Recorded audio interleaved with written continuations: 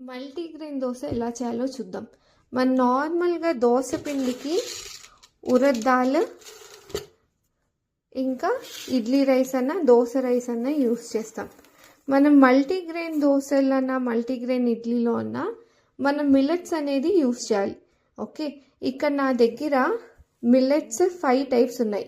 ఓకేనా, ఇది little millet అంటారు, ఇది వచ్చేటప్పటికి ఫాక్స్టైల్ మిల్లెట్, ఇది పోర్సో మిల్లెట్, ఇది వచ్చేటప్పటికి రాగి, ఇది వచ్చేటప్పటికి బార్న్యార్డ్ మిల్లెట్.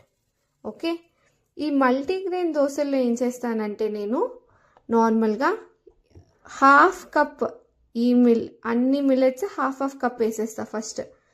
అప్పుడు ఇదంతా హాఫ్ కప్ వేస్తే మనకి ఎంత 2.5 కప్స్ అయిపోతాయి.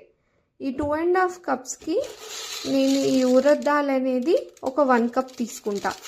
2.5 + 1 3.5 కప్స్ అయిపోయాయి. ఇప్పుడు దీనికి 1.5 కప్ వచ్చేటప్పటికి ఇడ్లీ రైస్ అన్నా లేకపోతే దోశ రైస్ అన్నా తీసుకుంటా. ఇడ్లీ రైస్ 1.5 కప్ ఎందుకు తీసుకున్నా అంటే మనకు ఆ కన్సిస్టెన్సీ కొంచెం మంచిగా వస్తుంది. సో టోటల్గా మీకు 5 కప్స్ అయిపోతాయి. మీరు దీనికి కావాలంటే జోవర్ యాడ్ చేసుకోవచ్చండి, ఇది కొంచెం ఫర్టిలిటీ వాటికి హెల్ప్ అవుతుంది.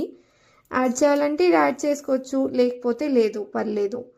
But if you add it's good, అంతే. సో ఈ ప్రపోర్షన్లో నేను నానబెట్టేసుకుని ఇవి అంతా కలిపి హాఫ్ కప్, ఇది 1 కప్, ఇది 1.5 కప్ నానబెట్టేసుకుని ఓవర్ నైట్ ఒక 12 hours సోక్ చేసుకుని పొద్దునే లేచి మనం దాన్ని మంచిగా పిండి కొట్టేయచ్చు. ఈ సోక్ చేసేటప్పుడు మీరు 2 స్పూన్స్ మేథీ సీడ్స్ యాడ్ చేస్తే మంచిది.